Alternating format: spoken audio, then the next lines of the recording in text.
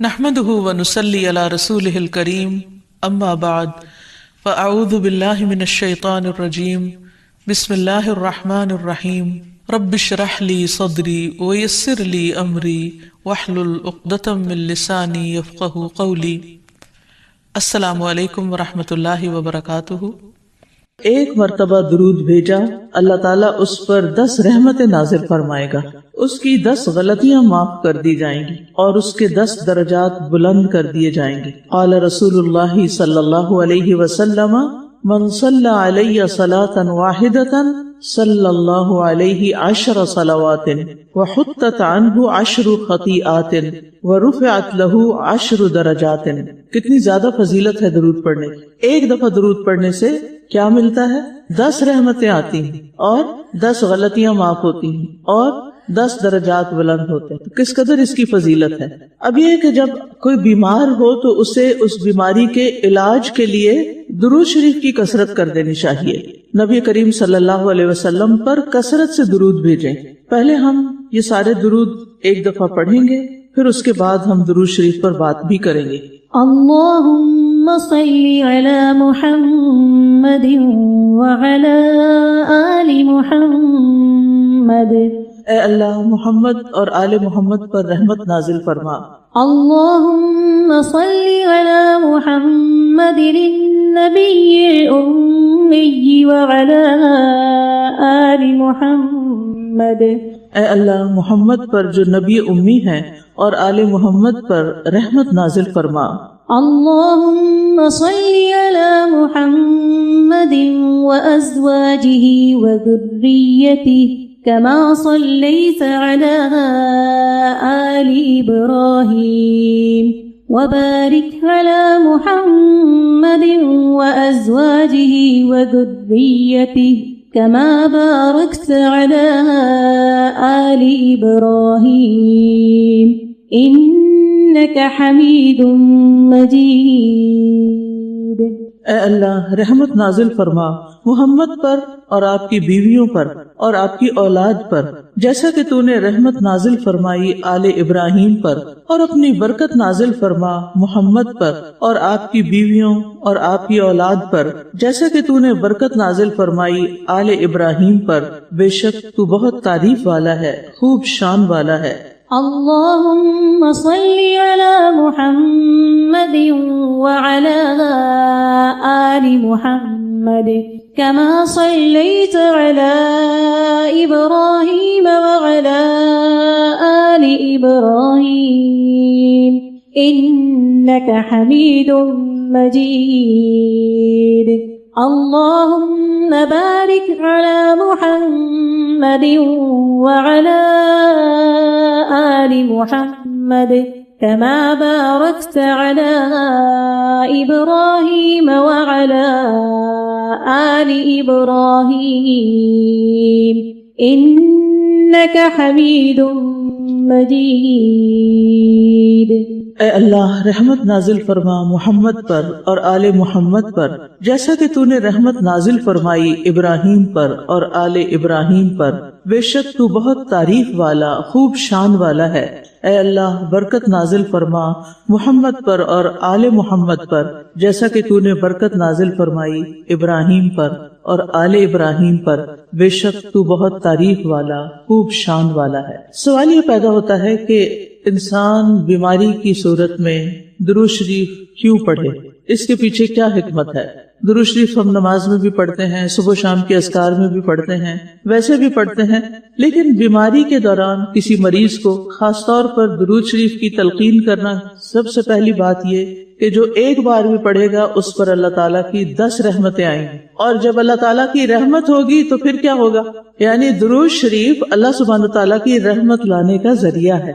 انسان سوچتا ہے نا کہ میں کوئی ایسا کام کروں جس کی وجہ سے مجھ پر اللہ تعالیٰ کی رحمت نازل ہو۔ ہم سب یہ چاہتے ہیں، ہم بولتے بھی رہتے ہیں اللہ آپ پر رحمت فرمائے رحمہ اللہ، تو پھر کوئی ایسا کام کرنا چاہیے کہ جس سے رحمت آئے، اور ان میں سے آسان ترین کام درود شریف پڑھنا ہے۔ اگر اللہ کی رحمت ہو گئی تو بیماری باقی رہ سکتی ہے؟ نہیں رہے گی۔ اور پھر اس میں آپ دیکھیے کہ درود شریف میں رحمت کے ساتھ ساتھ برکت کی بھی آپ نے بات پڑھی، تو جس پر رحمت اور برکت ہو جائے اللہ کی نظروں میں اچھے انسان بنیں گے تو انشاءاللہ اللہ سبحانہ وتعالیٰ آپ کی دعائیں سنے گا. تو درود شریف جو ہے یہ ایک تیر بہدف ہدف کا مطلب ہے جو آپ کا گول ہے، ٹارگٹ ہے، جہاں آپ چاہتے ہیں کہ جا کے وہ چیز لگے یا وہ چیز ہو جائے. تو یہ ایک نسخہ ہے بہترین جس کو ہم عام طور پر اگنور کر دیتے ہیں. قرآن مجید میں سورۃ الاحزاب میں آیت نمبر 56 اللہ سبحانہ تعالیٰ اہل ایمان کو حکم دیتے ہیں ان اللہ وملائکتہ یصلون علی النبی یا ایہا الذین آمنوا صلوا علیہ وسلموا تسلیما. بے شک اللہ اور اس کے فرشتے نبی پر صلات بھیجتے ہیں، درود بھیجتے ہیں. اے لوگو جو ایمان لائے ہو اس پر صلات بھیجو اور سلام بھیجو. خوب سلام بھیجنا، خوب یعنی زیادہ سے زیادہ. یہاں لفظ صلات کو ہم نے صلات سے ہی ترجمہ کیا. صلات کا ایک مطلب رحمت بھی ہے، ذکر خیر بھی اور دعا بھی. یعنی لفظ صلات جب ہم کہتے ہیں اللہم صلی علی، تو جب اللہ تعالیٰ کی طرف منسوب ہو تو رحمت مراد ہوتی ہے. فرشتے اور مومنین ذکر خیر کرتے ہیں، آپ کا دعائیں کرتے ہیں. تو صلات ایک بہت جامع لفظ ہے. اس لیے جب ہم نبی صلی اللہ علیہ وسلم پر صلات بھیجتے ہیں تو اس کا مطلب ہے کہ اللہ سبحانہ تعالیٰ سے ہم دعا کرتے ہیں کہ اللہ تعالیٰ آپ پر رحمت نازل فرمائے، اور کا شکر ادا کرنا ہے کہ آپ نے ہمارے ساتھ بہت خیر و بھلائی کی ہے.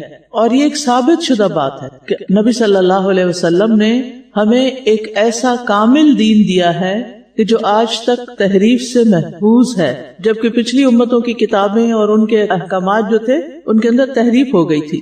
اور یہ تاریخ کا ایک بڑا مشکل دور تھا جب آپ نے یہ کام کیا. آسان نہیں تھا، بہت مخالفتیں ہوئی تھی. آپ نے سیرت پڑھی ہوگی، بچپن سے ہی ہم پڑھتے رہتے ہیں، پہلی جماعت سے کچھ نہ کچھ شروع ہو جاتا ہے سلسلہ. تو اس میں آپ نے دیکھا ہوگا کہ سب سے پہلے مکی دور ہی آتا ہے.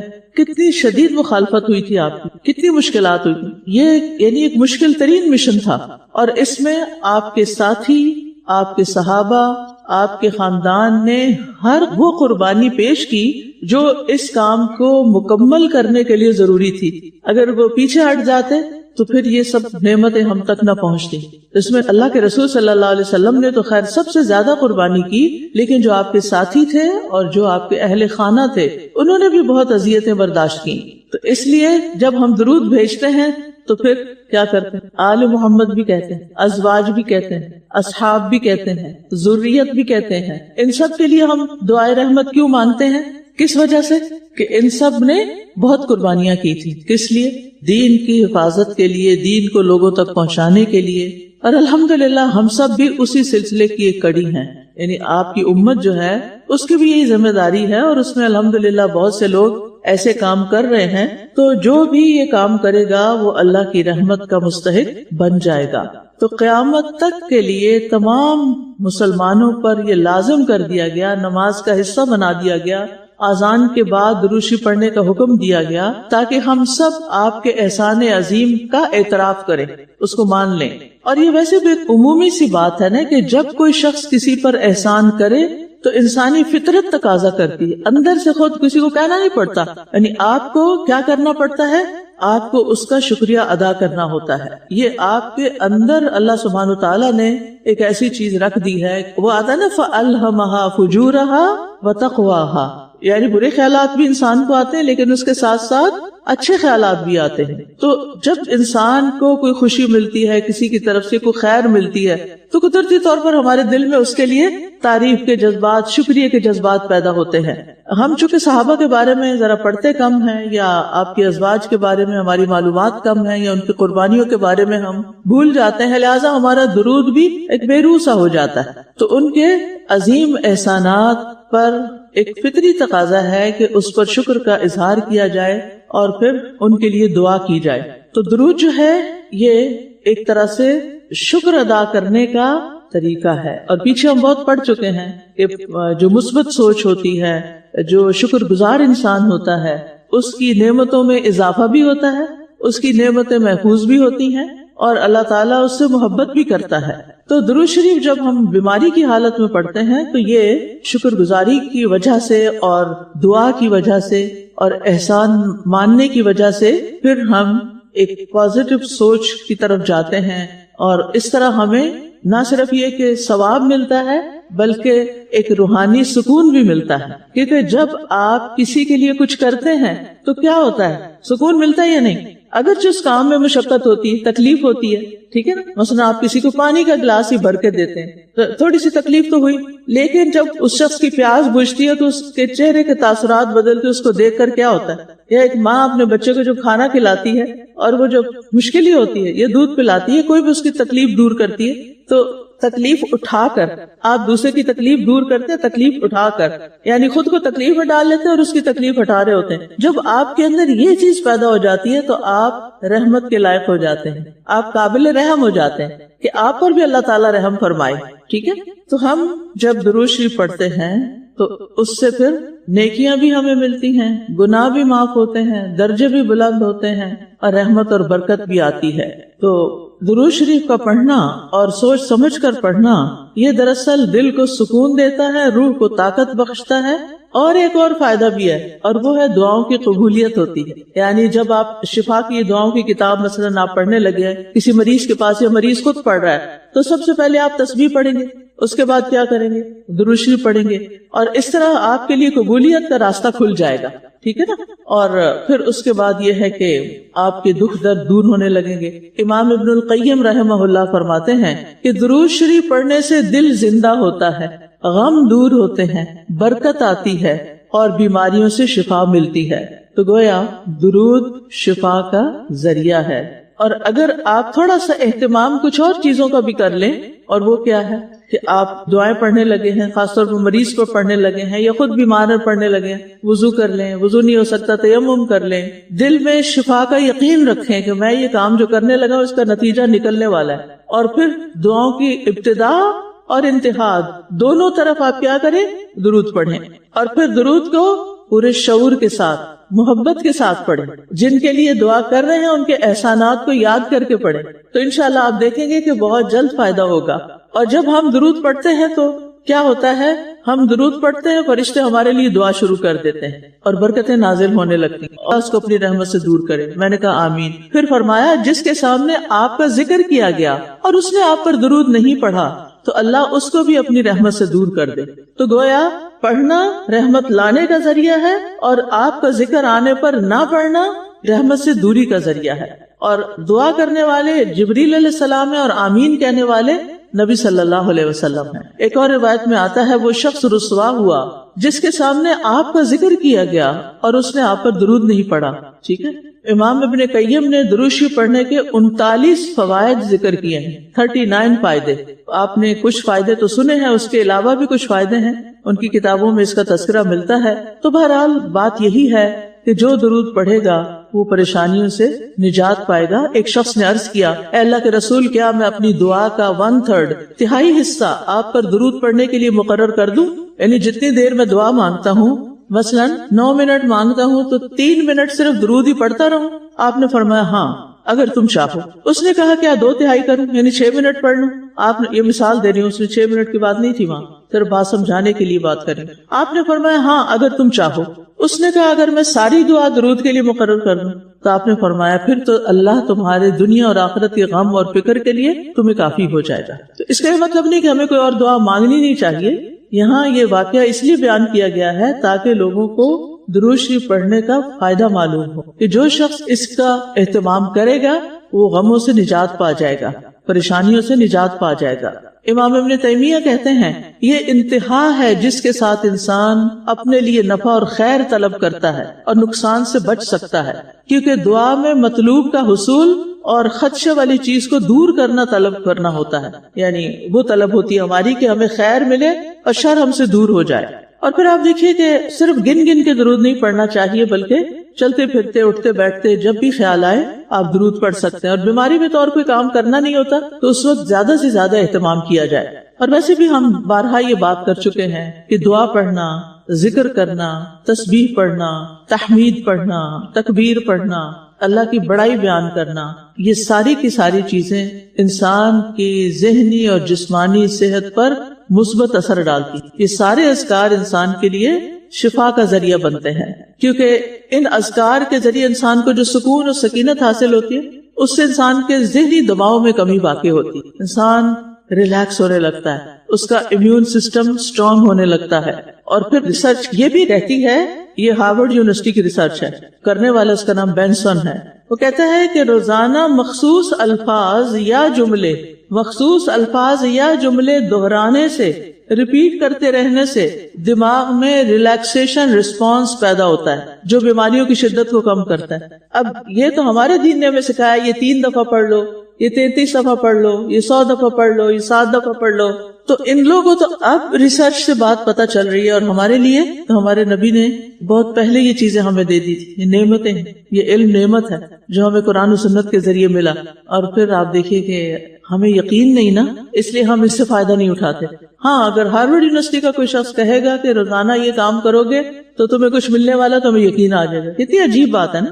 اللہ اور اس کے رسول صلی اللہ علیہ وسلم کی بات پر اس سے زیادہ یقین ہونا چاہیے، اور ایمان تقاضا بھی اسی چیز کا کرتا ہے. یاد رہے گی یہ بات انشاءاللہ. وَمَنْ أَصْدَقُ مِنَ اللَّهِ حَدِيثًا، اللہ سے بڑھ کر کسی کی بات کہیں گے. اذکار کرنے سے، دعائیں پڑھنے سے، اللہ سبحانہ تعالیٰ کے بارے میں اچھا گمان رکھنے سے انسان کو ذہنی سکون ملتا ہے، اس کی بے چینی اور تکلیف دور ہوتی ہے. ایک اور تحقیق کے مطابق مسلسل دینی اذکار کا عمل کرنے والوں میں بیماری سے جلد صحت یابی کی شرح زیادہ دیکھی گئی. وہ دوسرے مریضوں کے مقابلے میں جلد صحت یاب ہوئے. اسی طرح کہا جاتا ہے کہ EEG، یہ الیکٹرانک وے ہے ایک دماغ کی لہروں کو جاننے کا، اس کے مطالعے سے، یعنی وہ کچھ انسٹرومنٹس وغیرہ لگا دیتے ہیں اور پھر اسکرین پہ دیکھتے ہیں اور سنواتے ہیں کچھ، اور پھر دیکھتے ہیں کہ کیا چینجز آ رہی ہیں برین ویوز میں.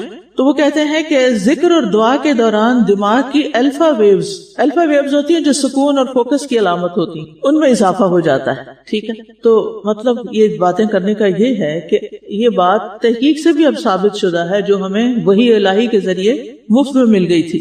تو خلاصہ یہی ہے کہ ہم کیا کریں، پوری توجہ کے ساتھ، مثبت سوچ کے ساتھ کہ اس کا فائدہ ہونا ہے، دل جمعی کے ساتھ، خوشی کے ساتھ اذکار کریں، درود شریف پڑھیں. اور ویسے ہمیں تاکید بھی کی گئی ہے، نبی صلی اللہ علیہ وسلم نے فرمایا جس کے پاس میرا ذکر کیا گیا وہ ضرور مجھ پر درود بھیجے. لیکن کچھ لوگ نبی صلی اللہ علیہ وسلم کا ذکر کرتے ہیں تو پھر نبی سلم کہہ دیتے ہیں. کیا ایسا کہنا چاہیے؟ نہیں، پورا درود پڑھنا چاہیے صلی اللہ علیہ وسلم. یہ پورا درود ہے، پوری دعا ہے، کمپلیٹ سینٹنس ہے. اسی طرح اللہم صلی وسلم وبارک علی محمد، اس میں صلاۃ بھی، سلام بھی اور برکت کی دعا بھی، تینوں آ گئے. جملہ چھوٹا سا ہے، ایسے بھی پڑھ سکتے ہیں.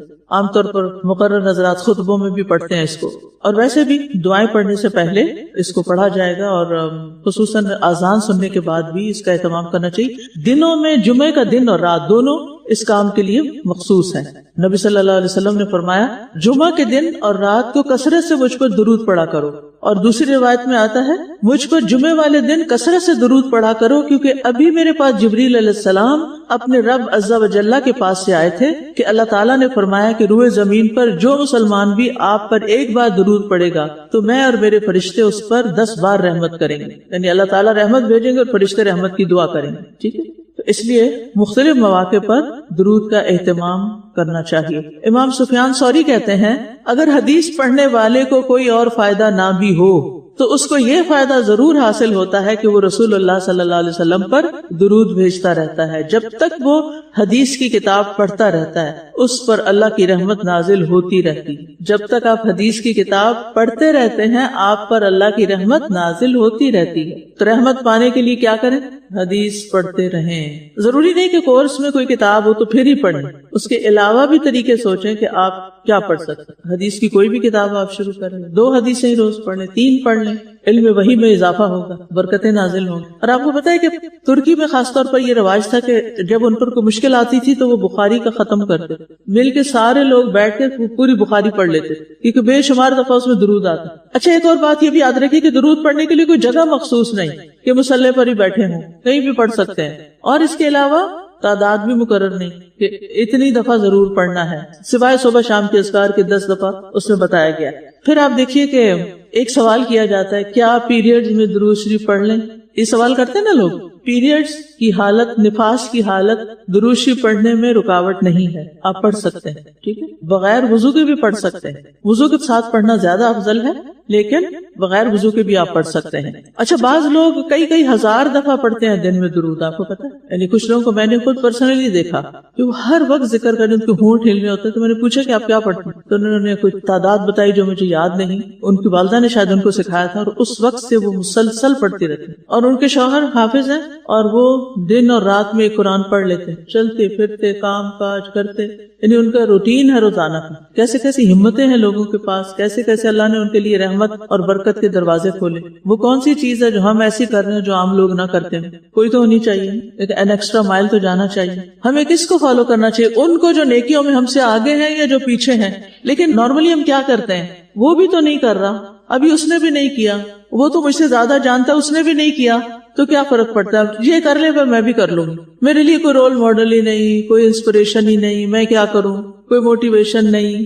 یہ نہ سوچا کریں. آپ موٹیویشن بنے دوسروں کے لیے، آپ انسپریشن بنے دوسروں کے لیے، آپ لیڈ کریں دوسروں کو.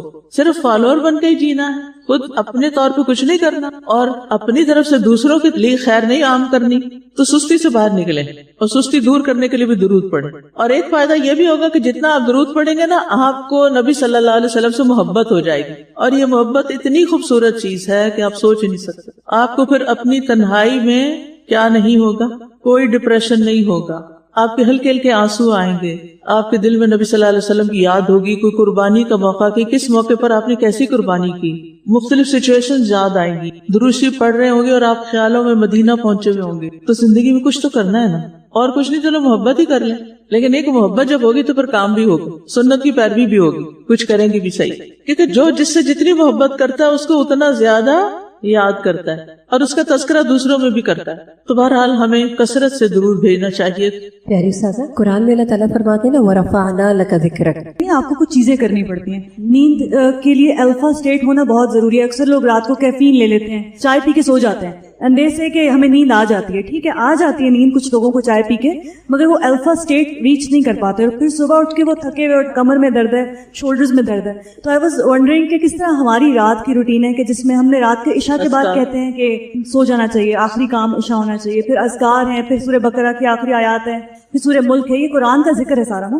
تو ذکر آٹومیٹکلی ہماری اسٹیٹ کو بھی چینج کر دیتا ہے، دل کی بھی اور برین. مار کے پیش آتے تھے. یونائٹڈ فورسز یورپ سے آ جاتی تھیں، اور بڑے بڑے اس وقت کے ٹاپ کنگز اور نائٹس سارے یورپ سے آتے، اور اتنے اتنے مشہور بہادر جیسے رچرڈ دی لائن ان کا نام آتا ہے ہسٹری میں. اتنے لوگوں کو فیس کرنا، اور ان کے ساتھ تو ایک لمیٹڈ فورس تھی، اور ان کی جو حکومت تھی اس وقت مصر اور بعد میں دمشق تک چلی گئی. دیٹ از آل. لیکن ان کا ایک بس پکا وعدہ تھا کہ میں نے اسلام کی زمین کو اسلام کے لیے خالص کروانا غیر مذاہب سے. اور انہیں کا مشہور وہ جو جنگ ہے بیت المقدس کی بھی تھی. تو فائنلی انہوں نے پھر اس کو دوبارہ فتح کیا تھا. پہلے تو عمر رضی اللہ تعالیٰ عنہ کے ٹائم پہ ہوا تھا، پھر واپس چلا گیا کرسچنس کے ہاتھوں میں. یہ نور الدین زنگی کے پروردہ تھے. نور الدین زنگی بہت مشہور مرد مومن رولر گزرے. انہوں نے سیسا پلائی دیوار آپ صلی اللہ علیہ وسلم کے مقبرے کے گرد لگوائی تھی جب خواب میں آئے سے آپ صلی اللہ علیہ وسلم. تو وہ بہت دین میں ڈیپ تھے سلطان صلاح الدین ایوبی. اینڈ جب میدان جنگ کا مارکا شروع ہونے والا ہوتا تھا اور دشمنوں کی صفیں آمنے سامنے آ جاتی تھی اور بہت ٹف مقابلے تھے، تو یہ صفوں کے بیچ میں جا جا کے کہتے تھے مجھے حدیث سناؤ. اس وقت کہتے تھے مجھے حدیث سناؤ. اور جنگ شروع ہونے والی ہے، اور آپ جانتے ہیں کہ کیا وہ ڈیفیکلٹ ٹائم سے، اور ان کا پکا یقین تھا کہ حدیث کی برکت سے اللہ تعالیٰ مجھ کو فتح یاب کرے گا. اور پھر رو رو کے سپاہیوں کو کہتے تھے یا للاسلام. پہلے حدیث سنتے اور پھر ان کو ابھارتے، جذبے ابھارتے اپنے سپاہیوں کے کہ اسلام کے لیے آگے بڑھو. تو الحمدللہ ان کی ہسٹری پڑھنے کے قابل ہے، اور ان کے مارکوں میں ڈیفینیٹلی ایک روحانی فورس ہے جو ان کو سپورٹ دیتی ہے. بالکل. وَمَن نَّصْرُ إِلَّا مِنْ عِنْدِ اللَّهِ. ہمیں جب کوئی مشکل پیش آتی ہم کیا کرتے ہیں؟ اس کو فون کر لیں، اس سے باتیں کر لیں، اس کے آگے رونا رو لیں. آپ کو وہ حدیث یاد ہے کہ جو شخص اپنی حاجت بندوں کے سامنے پیش کرتا ہے تو کیا ہوتا ہے؟ اللہ تعالیٰ اس کو بندوں کے حوالے کر دیتا ہے. سب سے پہلے کیا کرنا چاہیے؟ اللہ کی طرف رجوع. اللہ کی طرف جانا چاہیے. اور پھر اس کے بعد آپ دیکھیں کہ اللہ تعالیٰ آپ کے لیے رستے کھولے گا، اسباب پیدا کرے گا، آپ مشورہ کریں گے لوگوں سے. کئی چیزیں پھر انسان ایفرٹس کرتا ہے ساتھ، کیونکہ رزق تو اللہ دیتا ہے مگر کوشش بندے کو کرنی پڑتی. اور اس کی آپ دیکھیں سادہ سی مثال کیا ہے کہ بچہ جب پیدا ہوتا ہے تو اس کا رزق ماں کے سینے میں اترتا ہے، تو کیا ایسے ہی وہ اس کے منہ میں چلا جاتا ہے؟ کیا کرنا پڑتا ہے بچے کو؟ بہت اسٹرگل کرنی پڑتی ہے، اور دودھ چوسنے میں بہت مشقت ہوتی ہے. وہ بوٹل کا دودھ نہیں ہوتا کہ وہ اکٹھا بھرا ہوا ہے کہیں، اور وہ تو رگ رگ سے کھینچ کے آ رہا ہوتا ہے، اور وہ سخت کرتا ہے، اور پھر اس کے بعد اس کے ماتھے میں پسینہ آ جاتا ہے، اور ماں بھی مشقت، اور یعنی ایک پوری اسٹرگل ہوتی ہے. ایک مرحلہ ہوتا ہے، ولادت کا مرحلہ الگ ہوتا ہے، دودھ پلانے کا ایک الگ ہی قصہ ہوتا ہے. اللہ سبحانہ تعالیٰ نے تو انسان کو مشقت میں پیدا کیا ہے نا، تو محنت کے بغیر تو کچھ نہیں. اسباب تو اختیار کرنے ہیں، لیکن اس کے ساتھ کیا کرنا ہے؟ اللہ تعالیٰ سے مدد مانگنی، اللہ کی طرف رجوع کرنا. اب درود شریف پکا کر لینا. آپ کہیں گے اتنی ساری چیزیں پکی کراتی جا رہی ہیں. اس کے بعد باقی دعائیں آپ پھر جیسے جیسے ضرورت ہو تو آپ پڑھتے جائیں. لیکن تسبیح اور درود شریف، اللہ تعالیٰ کی حمد و ثنا اور درود شریف، یہ تو زندگی کا لازمی جز ہو جانا چاہیے. ٹھیک ہے استاذہ جی، میری جو والدہ ہیں وہ درود شریف کے بارے میں بہت موٹیویٹ کرتی تھی، تو ان کا اکثر یہ کہنا ہوتا تھا کہ میں زیادہ ذکر اذکار کچن میں کرتی ہوں، اپنی روٹین میں رکھتی ہوں. اگر میں نے ہنڈیاں بنانی ہے تو پھر میں تسبیحات وغیرہ کر لیتی ہوں، اور اگر آٹا گوندنا روٹی بنانی ہے تو پھر میں درود شریف پڑھ لیتی ہوں. ٹائم باؤنڈ کیا ہوا ہے، کاموں کے ساتھ باندھا ہوا ہے. جی، پھر انہوں نے اپنی والدہ سے یہی چیز سیکھی، اور جو میری نانی کی والدہ تھی وہ ماشاءاللہ اتنا درود پڑھتی تھی کہ ان کو زیارت بھی ہوتی رہی آپ صلی اللہ علیہ وسلم کی. پھر ان کی دعا یہ تھی کہ اللہ تعالیٰ مجھے جنت البقیع میں وہاں پہ میں دفن ہوں. اور استاذہ جی وہ گئی ہیں پھر حج کرنے، اور اللہ تعالیٰ نے ان کی دعا سنی. فجر کے طاقت کا ٹائم تھا، سب نماز کے لیے چلے گئے، ان کی حالت خراب ہو رہی تھی تو سب نماز کے لیے چلے گئے، اور ان کو موت آ گئی. کہتے ہم واپس آئے ہیں، جو ان کے ساتھی تھے نا، کہتے ہم واپس آئے ہیں تو ایک دم سے کمرے کی لائٹ ہم بند کر گئے تھے. ایک دم سے جیسے ہم نے کمرہ ڈور اوپن کیا تو روشنی تھی کمرے میں، وہ ایک دم سے ختم ہو گئی. پھر کہتے کہ ان کے جنازے کا، ان کے کفن و دفن کا انتظام ہوا تو ان کو جو اللہ تعالیٰ نے جگہ دی وہ حضرت عثمان کے قدموں میں دی. کہتے وہاں پہ کسی اور کی خاص جگہ تھی لیکن وہ لیٹ ہو گئے اور وہ انتظار نہیں کرتے تو فٹافٹ ان کو وہاں پہ پھر دفنا دیا گیا.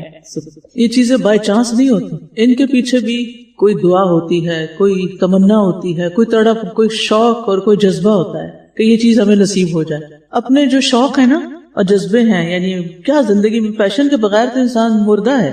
کچھ نہ کچھ شوق ضرور ہونے چاہیے، لیکن افسوس کہ ہمارے شوق دنیا کی گھٹیا چیزوں تک رہ گئے. اپنے آپ سے سوال کریں، مجھے سب سے زیادہ کس چیز کا شوق؟ کوئی آپ سے پوچھے، رینڈم پوچھ لے کیا شوق ہے آپ کا. حضرت عمر رضی اللہ عنہ اپنے صحابہ سے اس طرح کے سوال کیا کرتے تھے کہ اپنی کوئی تمنا بتاؤ، کوئی شوق بتاؤ.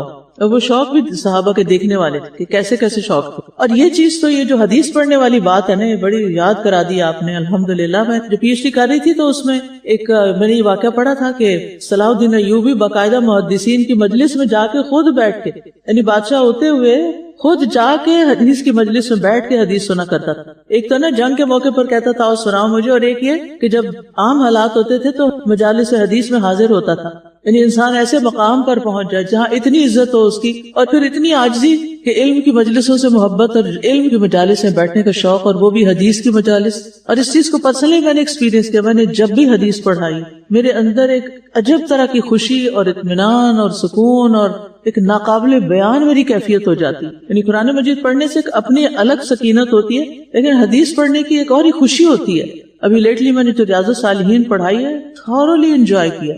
تو اپنی زندگی میں حدیث شامل کر لیں. ٹھیک ہے، یہ چھوٹی چھوٹی کتابیں ہیں ہمارے پاس حدیث کی، 100 احادیث اور قال رسول اللہ، حسن اخلاق، اور بھی اس کے علاوہ آپ دیکھیں اور اداروں کی بھی اچھی حدیث کی کتابیں ہوں گی، بچوں کے لیے بھی حدیث کی کتابیں ہیں. تو آپ کے مطالعے میں کوئی نہ کوئی چیز رہنی چاہیے اس میں سے. بلکہ آپ ایسے کریں کہ وہ حدیث کی کتاب لے لیں اور اپنے گھر میں اپنے گھر کا سرکل کریں، اپنے بچوں کے ساتھ، اپنے بہن بھائیوں کے ساتھ، اپنے والدین میں سے کسی کے ساتھ ہر روز مل کے ایک حدیث پڑھ لیں. پتہ نہیں کتنی آفتیں دور ہو جائیں جو ہمیں پتہ بھی نہ ہو. اور انشاءاللہ اب ایک کورس نیا لانچ کیا جا رہا ہے، قراءۃ الحدیث. کیونکہ یہ حدیث کی قراءت، ایک تو تھا نا قرآن مجید کی قراءت، وہ الگ علم ہے، اور ایک ہوتا ہے حدیث کی قراءت. اس میں بہت ٹیکنیکلٹیز تو نہیں ہے، لیکن ابھی تک مدارس میں اور پہلے زمانے میں بھی محدثین جو تھے یا خود پڑھتے تھے، قراءت کرتے تھے، یا پھر ان کو پڑھ کے سنائی جاتی تھی. یعنی حدیث کو باقاعدہ اچھی آواز میں، بلند آواز میں اور اچھے طریقے سے پڑھنے کا مسلسل ایک رواج رہا ہے، اور اس سنت کو انشاءاللہ ہم زندہ کرنے جا رہے ہیں کہ ہمارے طالبات کو حدیث کی عربی پڑھنا آئے. یہ علم کا ایک بنیادی حصہ ہے، اس کے بغیر آپ علم والے نہیں کہلا سکتے، آپ سچے طالب علم نہیں ہیں. اگر آپ حدیث پڑھا رہے ہیں، خالی ترجمے پڑھا رہے ہیں تو بات نہیں بنتی، عربی حدیث پڑھنی آنی چاہیے، ٹھیک ہے نا. وہ اس میں لکھتے ہیں اس کا مطلب ہے محمد صلی اللہ علیہ وسلم کو دنیا میں عظمت عطا فرما، ان کے ذکر کو بلند کر کے اور ان کی دعوت کو غالب کر کے ان کی شریعت کو باقی رکھ کر اس کو قائم و دائم رکھ.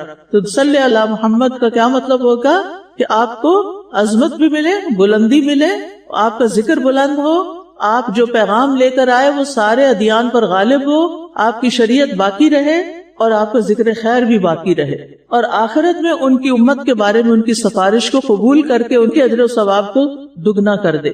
ایک اور قول یہ ہے کہ جب اللہ تعالیٰ نے ہمیں حکم دیا کہ ہم آپ پر صلاۃ پڑھیں اور ہم اس کی واجب مقدار تک نہیں پہنچ سکتے تھے تو ہم نے اس کو اللہ تعالیٰ کے حوالے کر دیا. یعنی جب ہم حق نہیں ادا کر سکتے تھے درود پڑھنے کا تو ہم نے کیا کیا، اللہ تعالیٰ آپ ہی یہ رحمت بھیجیں. ہم تو دعائے رحمت کرتے لیکن اس دعا کا بھی حق ادا نہیں کر سکتے، یا اللہ آپ ان پر جس کے وہ مستحق ہیں اپنی رحمت بھیجیں. یعنی اللہم صلی علی محمد کا مطلب ہے اللہ تعالیٰ آپ ایسا کر دیں، یعنی اے اللہ تو محمد صلی اللہ علیہ وسلم پر درود بھیج، کیونکہ تو ہی خوب جانتا ہے کہ ان کے شایان شان کتنا درود ہونا چاہیے. یعنی ہم نہیں اندازہ لگا سکتے کہ ان پہ کتنی رحمتیں ہونی چاہیے. آپ کو پتا ہے کہ وہ کتنی رحمت کے مستحق ہیں، اور آپ کو بذات خود رحمت للعالمین تھے. اور اسی طرح آل محمد سے مراد کیا ہے، اس میں آ رہا ہے نا پہلے درود میں اللہم صلی علی محمد وعلی آل محمد. آل محمد سے مراد آپ کے اہل بیت ہیں. ایک اور قول کے مطابق اس سے مراد آپ کے صحابہ اور وہ لوگ جو آپ پر ایمان لائے. اور لغت کے اعتبار سے آل کا لفظ ان تمام پر آتا ہے، آپ کے اہل بیت پر بھی اور آپ کے صحابہ پر بھی اور آپ پر ایمان لانے والوں پر بھی. یعنی عموماً آل کا مطلب ہوتا ہے انسان کے اہل و عیال، اس کے فالوورز، اس کے دوست وغیرہ، یعنی جو اس سے متعلقین ہیں. اور یہ ایسے موقع پر استعمال ہوتا ہے جہاں عزت و شرف کو ظاہر کرنا مقصود ہوتا ہے، یعنی خاص قسم کے لوگوں کے ساتھ آل کا لفظ لگتا ہے. آپ نے لفظ آل الشیخ سنا؟ نہیں سنا؟ کتاب التوحید کا پتہ کس کی لکھی ہوئی؟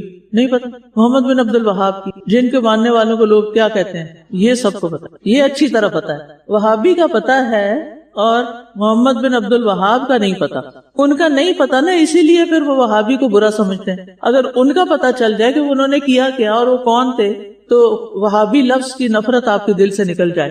ان کی جو آل اولاد ہے نا اس کو آل الشیخ کہتے ہیں، اور یہ پورا کنبہ قبیلہ ہے سعودی عرب میں. اور جس بندے کے نام کے ساتھ آل الشیخ لگ جاتا ہے نا اس کو بہت عزت دی جاتی ہے. پھر یعنی کہیں بھی اگر کسی دفتر میں کوئی جائے اور اپنا کارڈ دکھائے نام کے ساتھ آل الشیخ لگا ہوا ہے تو وہ اس کو رسپیکٹ دیں گے. تو آل کا لفظ جب کسی خاص شخصیت کے ساتھ لگتا ہے تو وہ دراصل اس کو فلاں کی آل، یعنی آپ اس سے تعلق رکھتے ہیں، آپ اس کی آل ہیں. تو ہم آل شیخ تو نہیں لیکن کیا ہیں، آل محمد صلی اللہ علیہ وسلم. اگر ہم آپ پر سچے دل سے ایمان لائے ہیں اور آپ کی پیروی کرتے ہیں، ٹھیک ہے.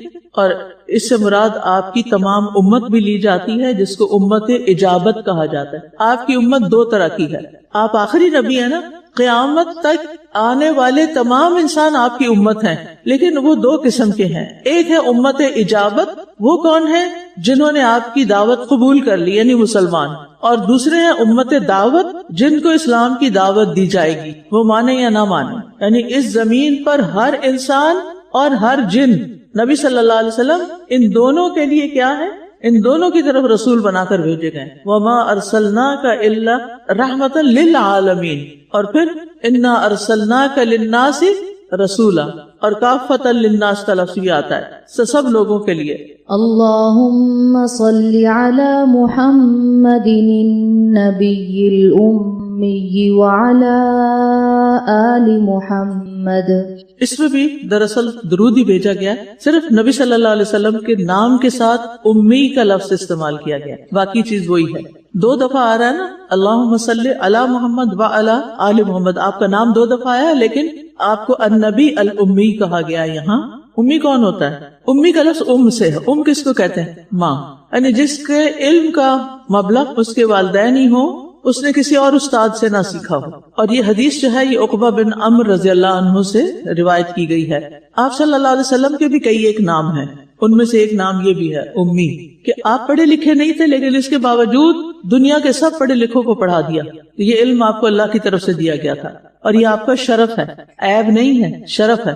اللهم صل على محمد وأزواجه وذريته كما صليت على آل إبراهيم وبارك على محمد وأزواجه وذريته كما باركت على آل إبراهيم إنك حميد مجید. اے اللہ رحمت نازل فرما محمد پر اور آپ کی بیویوں پر اور آپ کی اولاد پر، جیسا کہ تو نے رحمت نازل فرمائی آل ابراہیم پر، اور اپنی برکت نازل فرما محمد پر اور آپ کی بیویوں اور آپ کی اولاد پر، جیسا کہ تو نے برکت نازل فرمائی آل ابراہیم پر، بے شک تو بہت تعریف والا خوب شان والا ہے. یہ صحیح بخاری کی روایت ہے، حدیث کا نمبر 3369 ہے. اب ابو حمید الساعدی رضی اللہ عنہ سے روایت ہے کہ صحابہ کرام نے عرض کیا، اے اللہ کے رسول، ہم آپ پر درود کیسے پڑھیں؟ تو آپ نے فرمایا اس طرح کہا کرو، اور آپ نے یہ درود خود سکھایا. اللهم صل على محمد وعلى آل محمد كما صليت على إبراهيم وعلى آل إبراهيم إنك حميد مجيد. اللهم بارك على محمد وعلى آل محمد كما باركت على إبراهيم وعلى آل إبراهيم إنك حميد مجيد. اے اللہ رحمت نازل فرما محمد پر اور آل محمد پر، جیسا کہ تو نے رحمت نازل فرمائی ابراہیم پر اور آل ابراہیم پر، بے شک تو بہت تعریف والا خوب شان والا ہے.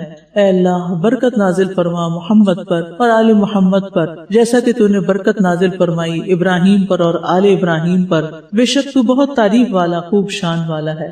اس درود کے بارے میں آتا ہے، عبد الرحمن بن ابو لیلہ سے روایت ہے، وہ کہتے ہیں کہ ایک مرتبہ میری حضرت کعب بن اجرہ رضی اللہ عنہ سے ملاقات ہوئی تو انہوں نے فرمایا، کیا میں تمہیں ایک تحفہ نہ دوں جو میں نے نبی صلی اللہ علیہ وسلم سے حاصل کیا؟ میں نے کہا ہاں ضرور، مجھے وہ تحفہ عنایت کریں. یہ تحفہ ہے، درود شریف کیا ہے؟ تحفہ ہے. ہم نے ایسا تحفہ کبھی کسی کو دیا؟ کوئی مانے ہی نہ. آپ کسی کو کہیں آئے میں آپ کو ایک دعا سکھاتی ہوں، یہ میری طرف سے آپ کے لیے تحفہ ہے، یعنی میں اس میں کوئی اجرت تعریف کچھ نہیں چاہتی. مجھے یاد ہے کہ جب میں چھوٹی تھی پتہ نہیں کلاس میں ٹاپ کیا یا قرآن کا کوئی سپارہ ختم کیا، مجھے اوکیزن یاد نہیں، تو سب بہت خوش ہوئے کہ بڑا اچھا کارنامہ کیا ہے، اور کہنے لگے کہ اب اس کو کوئی تحفہ ملنا چاہیے. تو میں انتظار کرنے لگی کہ مجھے کیا ملتا ہے، انعام کون سا ملتا ہے، تحفہ کون سا ملتا ہے، لیکن ملا کچھ نہیں. انتظار کر رہی تھی تو میں نے اپنے والد سے پوچھا تو کہنے لگے کہ تحفہ تو تنکے کا بھی تحفہ ہوتا ہے. اصل میں ہر موقع پہ ہماری تربیت کرتے. جس دن میرا پی ایچ ڈی کا ریزلٹ نکلا تو میں نے فون کیا تو کہنے لگے بہت خوشی کی بات ہے، لیکن اس سے زیادہ خوشی ہے کہ آپ نے حج کر لیا اس دوران. یعنی وہ یہ نہیں کہ کوئی چھوٹا سا کوئی کام کیا تو ہمیں بہت تعریف کرے. آج کل کے والدین کیا کرتے ہیں، بچے نکمے بھی ہو تو تعریفوں کے پل باندھے رکھتے ہیں تاکہ یہ ہم سے خوش رہے، کسی طرح ہمیں تنگ نہ کریں تاکہ ہم اپنی اسکرین پہ بیٹھے رہیں. بچوں سے جان چھڑاتے ہیں. تو تربیت کے اپنے اپنے انداز ہوتے ہیں. تو اس دن سے وہ تنکے والی بات تو مجھے کبھی بھولی نہیں نا، کہ تنکا بھی تحفہ ہوتا ہے یا انعام ہوتا ہے. یعنی اصل چیز کوئی مادی چیز نہیں ہوتی، آپ کو جو اکنالجمنٹ ملتی ہے کہ ہاں آپ نے یہ اچیو کر لیا. ہم اللہ سبحانہ تعالیٰ کے نام الالہ پر بات کریں گے. الالہ کا معنی ہے معبود، خاص معبود. معبود کون؟ جس کی عبادت کی جائے. اللہ سبحانہ تعالیٰ کی عبادت، اسی سے محبت اور اسی کے آگے جھکنا اور اس کے سامنے عاجزی کا اظہار. وہ کیوں؟ وہ اس لیے کہ انسان اپنی فطرت کے اعتبار سے مجبور ہے کہ وہ اپنے سے بڑے کے آگے جھکے. اسے کسی نہ کسی کے آگے ضرور جھکنا ہے، کیونکہ وہ اس کے اندر یہ مادہ موجود ہے، وہ اس کے بغیر رہ نہیں سکتا، اس کے بغیر اس کی تکمیل نہیں ہوتی.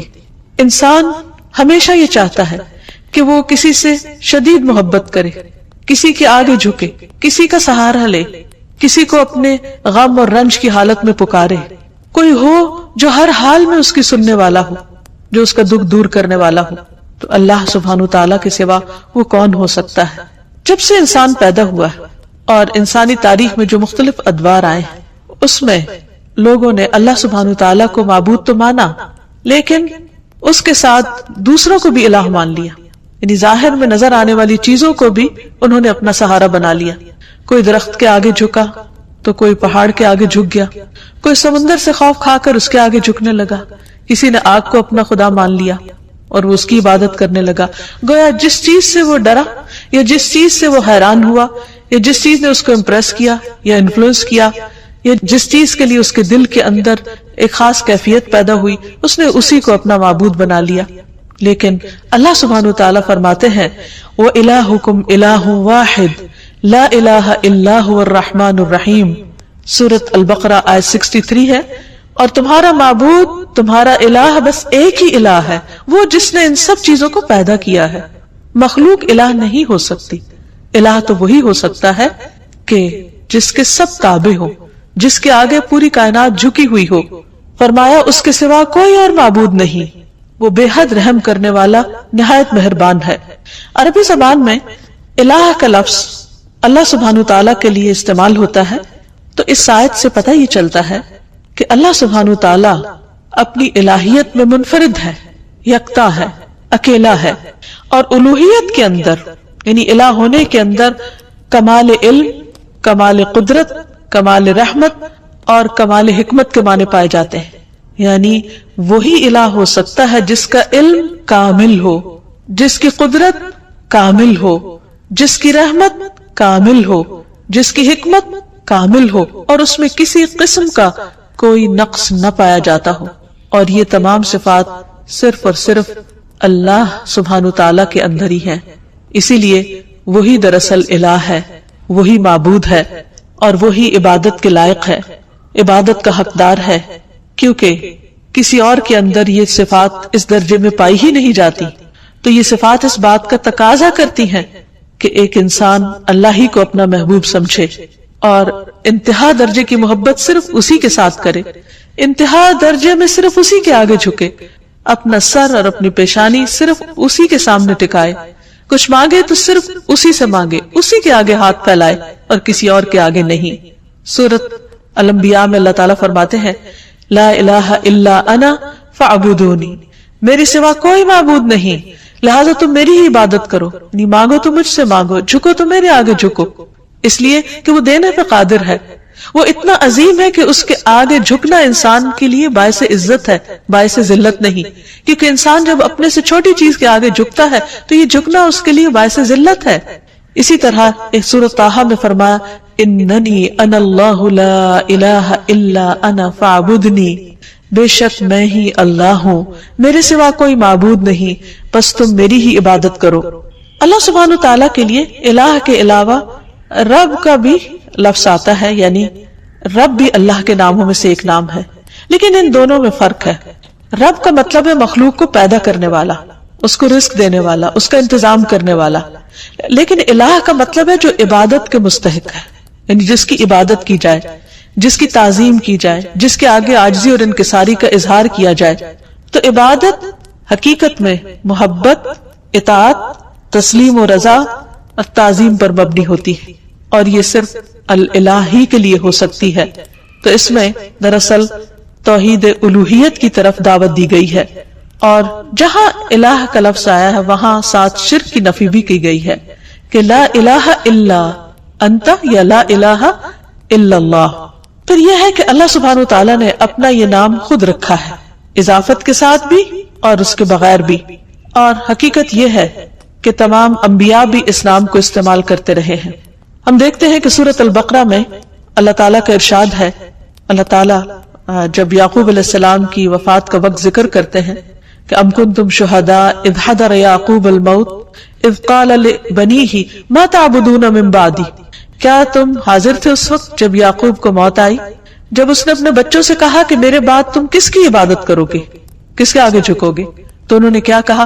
نعبد الہک و الہ آبائک ابراہیم و اسماعیل و اسحاق الہا واحدا ونحن لہ مسلمون، ہم تیرے معبود نعبد الہک، اس کی عبادت کریں گے۔ اور یہاں بھی لفظ الہ استعمال ہوا ہے کہ جب عبادت کی بات ہے تو پھر ساتھ ہی الہ کا لفظ آ جاتا ہے کہ وہ خاص معبود جو عبادت کا مستحق ہے.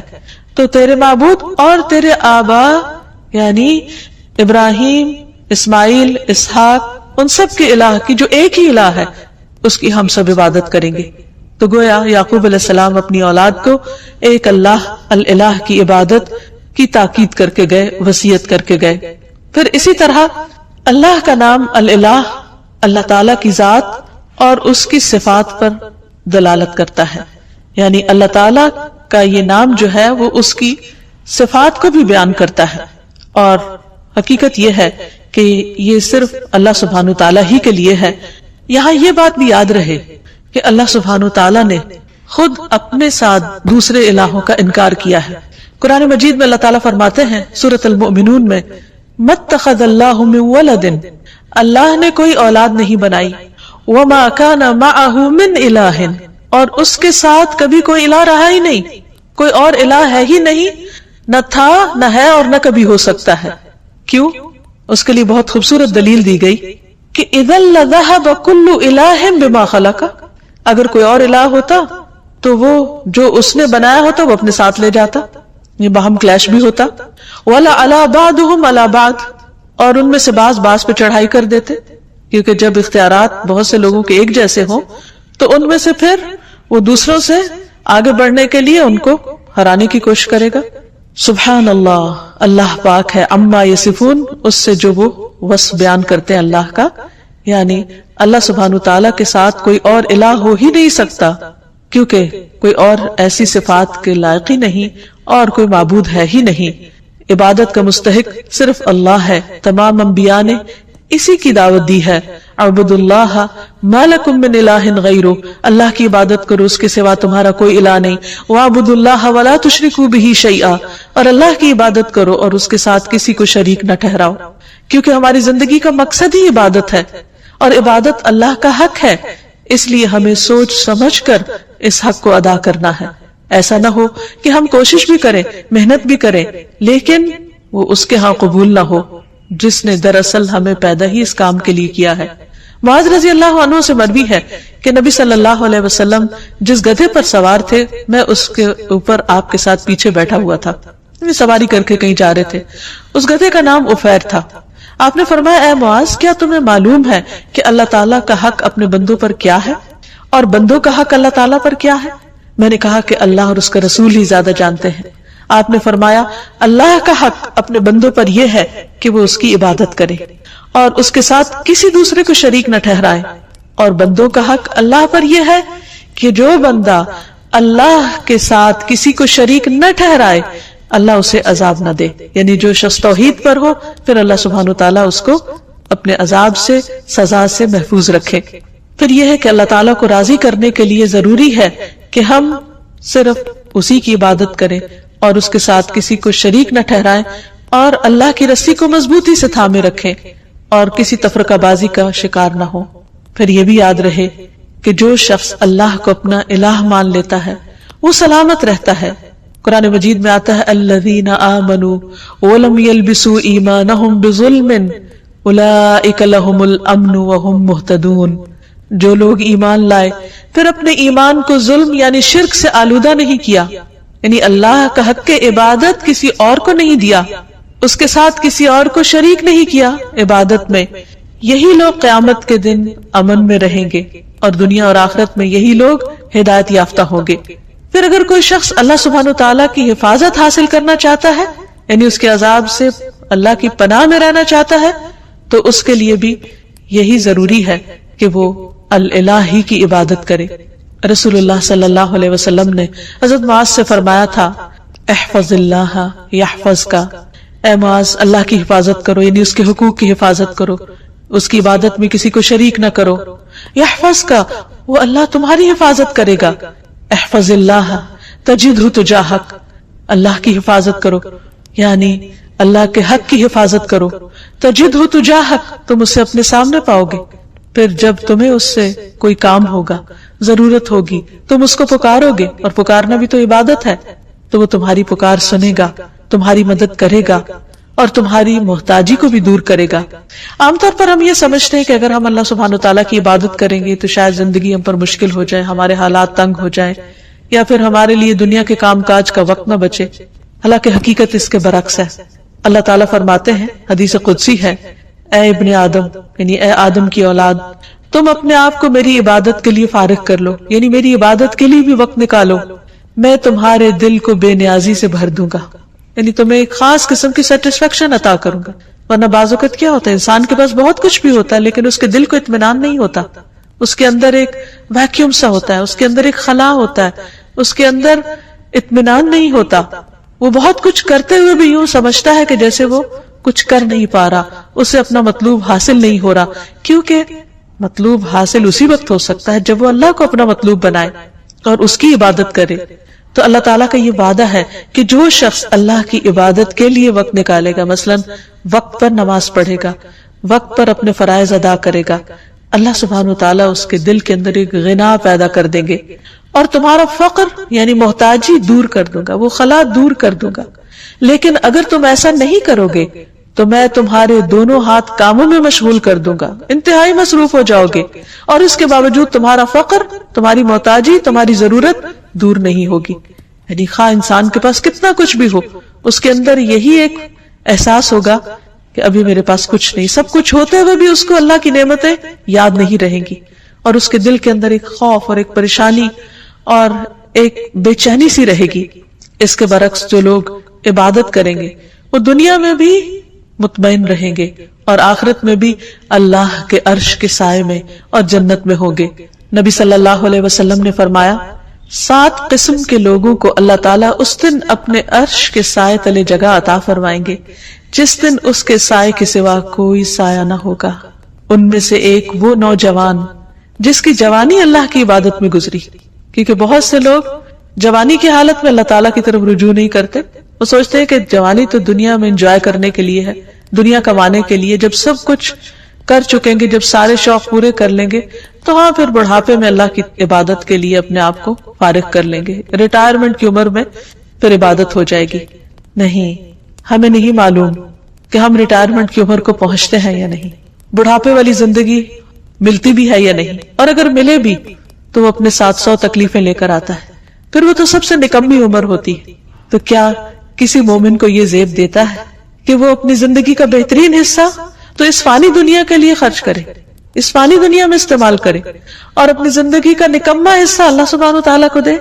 تو اسی لیے جو لوگ اپنی زندگی کا بہترین حصہ یعنی جوانی اللہ کی عبادت میں گزاریں گے، اللہ تعالیٰ کی طرف سے عائد کردہ جو فرائض ہیں ان کو پورا کرتے ہوئے گزاریں گے، اللہ تعالیٰ کی اطاعت اور فرما برداری میں گزاریں گے، تو اللہ سبحانہ وتعالیٰ قیامت کے اس طویل دن جو ایک دن 50,000 سال کا ہے، جس دن سورج بہت قریب آ چکا ہوگا، اس دن اللہ تعالیٰ ایسے لوگوں کو اپنے عرش کے سائے تلے جگہ دیں گے. نبی صلی اللہ علیہ وسلم نے یہ بھی فرمایا، جو شخص اللہ کی عبادت اس طرح کرے کہ اس کے ساتھ کسی کو شریک نہ کرے، اور شرک کرنے میں صرف ایسا نہیں کہ غیر اللہ یا ایسے آبجیکٹس کی پوجا کرنا جو اللہ نے تخلیق کیے ہیں، بلکہ اس میں ریاکاری کرنا، شو آف کرنا، لوگوں کو خوش کرنے کے لیے دین کے کام کرنا. اگر انسان صرف اور صرف اللہ کی رضا کے لیے اچھے کام کرتا ہے، نماز قائم کرتا ہے، زکوٰۃ دیتا ہے، اللہ کی بات سنتا ہے اور مانتا ہے، تو اللہ تعالیٰ اسے جنت کے 8 دروازوں میں سے داخل ہونے کا اختیار دے دے گا کہ جس سے چاہو چلے جاؤ، جو تمہیں پسند ہے اس سے اندر آ جاؤ. یعنی کس قدر شاندار ویلکم ہوگا ایسے شخص کا جو دنیا میں شوق سے، رضا سے، خوشی سے اللہ کی طرف دوڑتا ہے، اللہ کی عبادت کرتا ہے.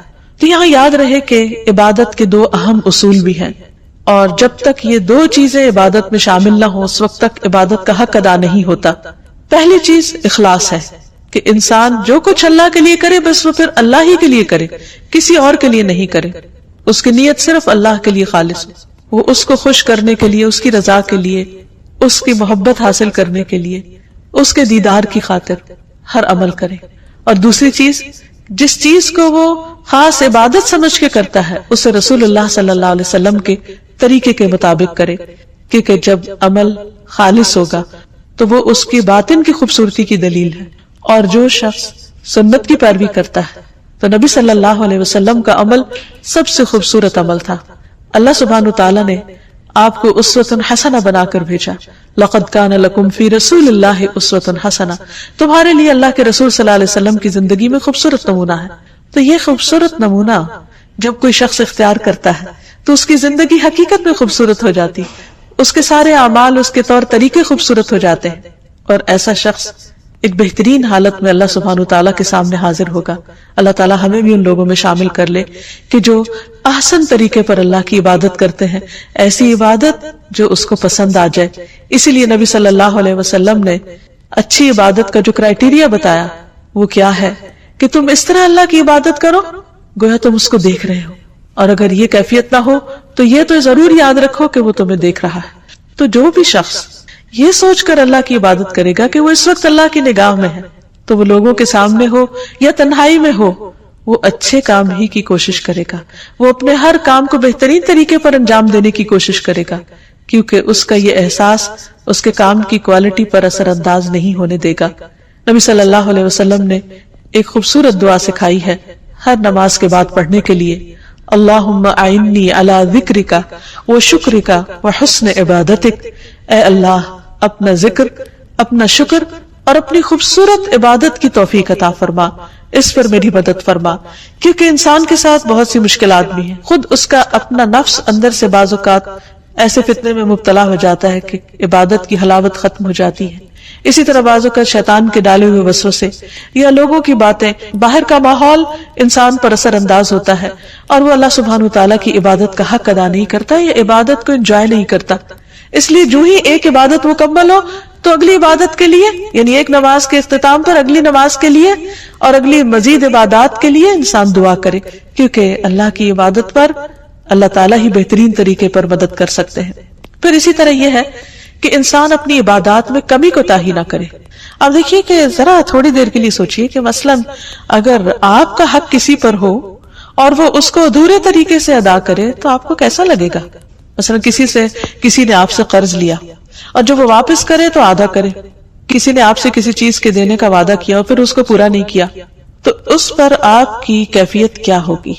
اس بات سے اب اس معنی اور مقصد کو سمجھیے کہ اللہ سبحانہ وتعالیٰ نے ہم پر کچھ فرائض اور کچھ عبادات لازم کی جن کو ہمیں ہر صورت ادا کرنا ہے. مثلا دن میں 5 نمازیں فرض ہیں. اب اگر کوئی شخص یہ کہے کہ میں نے 4 پڑھ لیے، کیا یہ کم؟ یہ بھی تو بہت ہے. نہیں، اللہ سبحانہ وتعالیٰ نے 5 کا حکم دیا، ہم اسے اپنی مرضی سے 4 نہیں کر سکتے یا 3 نہیں کر سکتے، اور اسی طرح اپنی مرضی سے 6 بھی نہیں کر سکتے ان کو، کیونکہ اتنا ہی کرنا ہے، اسی طرح کرنا ہے جیسا کرنے کا اللہ سبحانہ وتعالیٰ نے حکم دیا، تبھی عبادت کا حق ادا ہوگا. عبادت کا مطلب ہوتا ہے مکمل اطاعت، اور اگر ہم بات ہی نہیں مان رہے تو پھر اپنی مرضی سے جو بھی چاہیں کرے وہ عبادت شمار نہیں ہوگی. ہاں، اللہ کی رضا، اللہ کی پسند، اللہ کی خوشی کے لیے چھوٹا سا کام بھی کرے، ایک لقمے جیسی چیز بھی اللہ کے راستے میں خیرات کر دے، اللہ سبحانہ وتعالیٰ اسے خوشی سے قبول کرتے ہیں اور اسے بڑھاتے ہیں، حتیٰ کہ ایک لقمہ بہت پہاڑ برابر کر دیتے ہیں اجر و ثواب کے اعتبار سے، کیونکہ وہ صرف اللہ کے لیے دیا گیا، وہ صرف اللہ کی رضا اور اللہ کی خوشی میں اللہ کی خاطر خرچ کیا گیا. تو اللہ سبحانہ وتعالیٰ اس کی بہترین طریقے پر قدردانی فرماتے ہیں. تو ہمیں نہ عبادت میں اضافے کا حق حاصل ہے اور نہ عبادت میں کوتاہی کا. یہاں یہ یاد رہے کہ اللہ سبحانہ وتعالیٰ نے ہم پر جو عبادت فرض کی ہے، ہمیں اس میں اختیار نہیں دیا گیا کہ ہم اپنی مرضی سے اس عبادت میں کچھ اضافہ کر دیں یا پھر اس میں کچھ کمی کر دیں، کیونکہ عبادت کی اصل روح اطاعت ہے، فرما برداری ہے، اللہ کے حکم کی تابعداری ہے. انس رضی اللہ عنہ سے مروی ہے کہ ایک آدمی نبی صلی اللہ علیہ وسلم کی خدمت میں حاضر ہوا اور عرض کی، اے اللہ کے رسول صلی اللہ علیہ وسلم، یہ بتائیے کہ اللہ تعالیٰ نے کتنی نمازیں فرض کی ہیں، یعنی جن کی پابندی ہم پر لازم ہے. آپ نے فرمایا، اللہ نے اپنے بندوں پر 5 نمازیں فرض کی. اس نے پوچھا، ان سے پہلے یا بعد میں تو کوئی نماز فرض نہیں، یعنی ان کے علاوہ فرض کے درجے میں تو نہیں کچھ؟ آپ نے 3 بار یہ فرمایا کہ اللہ نے اپنے بندوں پر 5 نمازیں فرض کی ہیں.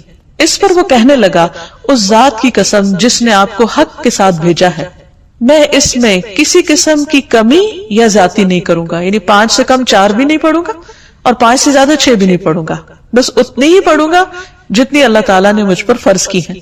تو نبی صلی اللہ علیہ وسلم نے فرمایا، اگر یہ شخص سچا رہا، یعنی جو یہ کہہ رہا ہے اس نے ایسا ہی کیا، تو یہ جنت میں داخل ہوگا. عبادت کے سلسلے میں ایک اور بات یہ یاد رہے کہ عبادت میں شدت اور خود پسندی نہیں ہونی چاہیے، کیونکہ عبادت اللہ تعالیٰ کا حق ہے. نبی صلی اللہ علیہ وسلم نے فرمایا ایک قوم ایسی آئے گی جو عبادت کرے گی حتیٰ کہ لوگ ان کی عبادت کی کثرت پر تعجب کریں گے، بڑے حیران ہوں گے کہ اتنے عبادت گزار ہیں، لیکن وہ اس عبادت کی وجہ سے خود پسندی کا شکار ہو جائیں گے، اپنے آپ کو بڑی چیز سمجھنے لگیں گے کہ ہم بہت نیک ہیں۔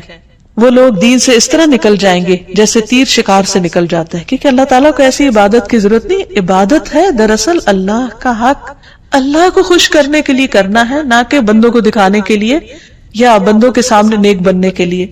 تو جس بندے کے اندر عبادت کا ذوق آ جائے وہ اللہ سبحانہ تعالیٰ کو پسند نہیں۔ ابلیس کے ساتھ کیا معاملہ ہوا تھا؟ اس کو بھی اپنی عبادت کی وجہ سے ایک خود پسندی اس کے اندر آ گئی تھی کہ جس بنا پر اس نے آدم کے آگے جھکنے سے انکار کر دیا تھا۔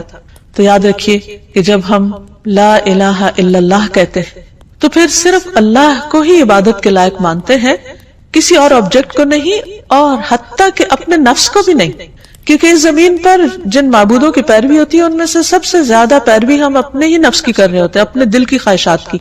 مثلا فجر کی نماز کا وقت ہو گیا اور دل کیا چاہتا ہے سوئے رہو، تو ہم اٹھتے نہیں، تو ہم نے اللہ کی بات تو نہیں مانی۔ ہمیں آواز آ رہی ہے حی علی الصلاۃ، حی علی الفلاح، آؤ نماز کی طرف، آؤ کامیابی کی طرف، لیکن ہم اس پکار کو سنتے ہی نہیں اور کامیابی کا دروازہ بند کر دیتے ہیں اور ہم سوئے رہتے ہیں۔ یہاں ہم نے اب اللہ کی عبادت نہیں کی، اپنے نفس کی عبادت کی۔ اسی طرح زندگی کے کسی بھی اور کام، کسی جاب، کسی مشغلے، کسی بھی پسند کی چیز میں مشغول ہو کر، خواہ کتنی ہی دنیاوی اعتبار سے شدید ضرورت کے کام میں بھی مصروف ہو کر اگر انسان اللہ کو بھلا دیتا ہے تو یہ دراصل اپنے آپ پر ہی ظلم کرتا ہے، اور یہ لا الہ الا اللہ کے منافی ہے۔ اللہ سبحانہ وتعالی نے تمام بندوں سے اپنی عبادت کا مطالبہ کیا ہے۔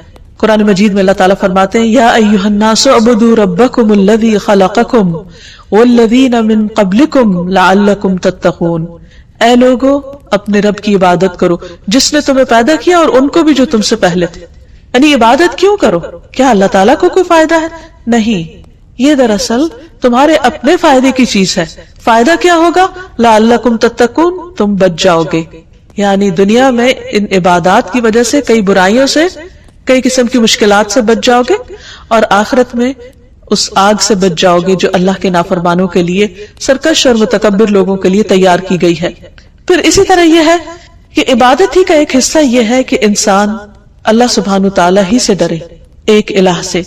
اللہ تعالیٰ فرماتے ہیں وقال اللہ لا تتخذوا الہین اثنین انما هو الہ واحد فإیای فرہبون، اور اللہ تعالیٰ نے فرمایا تم دو معبود نہیں بناؤ، یعنی تین اور تین سے زیادہ تو دور کی بات، ایک سے دوسرا بنانے کی بھی اجازت نہیں، وہ تو صرف وہی ایک معبود ہے، اور مجھی سے تم ڈرو۔ یعنی عبادت میں یہ بھی شامل ہے کہ انسان اللہ تعالیٰ سے ڈرتا رہے، اور بعض اوقات انسان محبت میں عبادت کرتا ہے اور بعض اوقات اللہ کے عذاب سے ڈرتے ہوئے عبادت کرتا ہے، تو دونوں چیزیں انسان کے اندر ایک اعتدال پیدا کرتی ہیں۔ پھر یہ بھی یاد رکھیے کہ لا الہ الا اللہ کہنا صرف انسان کے لیے آخرت کی نجات کا ذریعہ ہی نہیں بلکہ دنیا میں بھی بہترین قسم کا قول ہے۔ رسول اللہ صلی اللہ علیہ وسلم نے فرمایا افضل ذکر لا الہ الا اللہ ہے۔ ایک اور جگہ پر فرمایا کہ جس نے لا الہ الا اللہ کہا تو ایک دن یہ کلمہ اسے مصیبتوں سے نجات دلائے گا، اس سے پہلے جو کچھ ہو چکا سو ہو چکا، لیکن لا الہ الا اللہ کہنے سے اس کی نجات ہو جائے گی۔ جو شخص سچے دل سے اللہ کو پکارے اس پر آسمان کے دروازے کھل جاتے ہیں۔ ابو ہریرہ رضی اللہ عنہ کہتے ہیں کہ نبی صلی اللہ علیہ وسلم نے فرمایا جب بھی بندہ خالص ہو کر لا الہ الا اللہ کہتا ہے تو اس پر آسمان کے دروازے کھول دیے جاتے ہیں، یہاں تک کہ یہ کلمہ عرش تک پہنچ جاتا ہے۔ یہ اس وقت ہوتا ہے جب انسان کبیرہ گناہوں سے بچتا رہتا ہے۔ نبی صلی اللہ علیہ وسلم نے فرمایا جس نے لا الہ الا اللہ وحدہ لا شریک لہ لہ الملک ولہ الحمد وہو علی کل شیء قدیر پڑھا اور خالص ہو کر کہا، زبان سے اس کی تصدیق کی، تو اس کے لیے آسمان کے دروازے کھول دیے جاتے ہیں، حتیٰ کہ اللہ تعالیٰ زمین میں اس کہنے والے کی طرف دیکھتا ہے، یعنی کس نے یہ کلمہ کہا، اور جس کی طرف اللہ تعالیٰ نے دیکھ لیا اس بندے کا یہ حق ہے کہ اللہ تعالیٰ اس کا مطالبہ اس کو عطا کر دے۔ اسی لیے نبی صلی اللہ علیہ وسلم نے یہ بہت ہی خوبصورت بات ہمیں بتائی کہ عرفہ کے دن کی بہترین دعا جو تمام انبیاء نے مانگی وہ ہے لا الہ الا اللہ وحدہ لا شریک لہ لہ الملک ولہ الحمد وَهُوَ عَلَى كُلِّ شَيْءٍ قَدِيرٌ. اس میں اللہ سبحانہ وتعالیٰ کی وحدانیت کا ذکر بھی ہے، شرک کی نفی بھی ہے، اللہ سبحانہ وتعالیٰ کی تعریف کی بات بھی ہے، اور اس کی قدرت کا اقرار بھی ہے کہ وہی ہر چیز پر قدرت رکھتا ہے. اس میں آپ دیکھیے براہ راست کچھ بھی نہیں مانگا گیا، صرف اللہ سبحانہ وتعالیٰ کی وحدانیت اور اس کی تعریف کا ذکر ہے. تو جو شخص یہ کلمہ پڑھ لیتا ہے تو اللہ سبحانہ وتعالیٰ اس پر نظر رحمت فرما دیتے ہیں. پھر یہ کلمہ صرف زندگی میں نہیں، صرف مشکلات میں نہیں، مرنے والا اگر مرتے وقت پڑھتا ہے تو اس کے لیے جنت کا وعدہ ہے. رسول اللہ صلی اللہ علیہ وسلم نے فرمایا اپنے مرنے والوں کو لا الہ الا اللہ کی تلقین کیا کرو، کیونکہ اس کلمے پہ موت آنے پر جنت میں داخلہ اور جہنم حرام کر دی جاتی ہے. یہ کلمہ اللہ کے ہاں حجت بنتا ہے، نبی صلی اللہ علیہ وسلم کی شفاعت کا ذریعہ ہے، اور اس کلمے کا وزن ہر چیز سے زیادہ ہے. نوف رضی اللہ عنہ کہتے ہیں کہ اگر آسمان و زمین اور ان کے درمیان کی تمام چیزوں کو ترازو کے ایک پلڑے میں رکھ دیا جائے اور دوسرے پلڑے میں صرف لا الہ الا اللہ رکھ دیا جائے تو وہ دوسرا پلڑا جھک جائے گا. اسی لیے اگر کسی شخص نے سچے دل سے لا الہ الا اللہ پڑھا ہو اور ہر شرک سے نفی کی ہو تو قیامت کے دن یہی ایک کلمہ اس کی نجات کا ذریعہ بن جائے گا. اور اگر کوئی اپنے گناہوں کی وجہ سے دوزخ کی آگ میں گیا بھی تو اس لا الہ الا اللہ کی وجہ سے اس کو وہاں سے بالآخر نکال لیا جائے گا، خواہ اس نے بڑے بڑے گناہ کیے ہوں، لیکن ان گناہوں کی سزا بھگتنے کے بعد یہ کلمہ اس کی نجات کا ذریعہ بنے گا. تو حقیقت یہ ہے کہ اللہ سبحانہ وتعالیٰ کا یہ نام یعنی الالہ، اس کے ساتھ جب اللہ کو پکارا جاتا ہے تو انسان کی دعا قبول ہوتی. اسی لیے نبی صلی اللہ علیہ وسلم کو خاص طور پر حکم دیا گیا قل اعوذ برب الناس ملک الناس الہ الناس من شر الوسواس الخناس الذی یوسوس فی صدور الناس من الجنۃ والناس. آپ کہہ دیجئے میں پناہ لیتا ہوں لوگوں کے رب کی، لوگوں کے بادشاہ کی، لوگوں کے الہ، لوگوں کے معبود کی، وسوسہ ڈالنے والے کے شر سے جو پلٹ پلٹ کر آنے والا ہے، جو لوگوں کے سینوں میں وسوسے ڈالتا ہے. پھر ہم دیکھتے ہیں کہ یونس علیہ السلام جب مچھلی کے پیٹ میں چلے گئے اور انتہائی غم کی حالت میں تھے، اس وقت جب انہوں نے اسی کلمے کے ذریعے اللہ کو پکارا تو اللہ سبحانہ وتعالیٰ نے ان کا غم دور کر دیا، انہیں اس بڑی مشکل سے نجات دی. اور وہ کلمہ کیا ہے؟ وَظَنُّونِ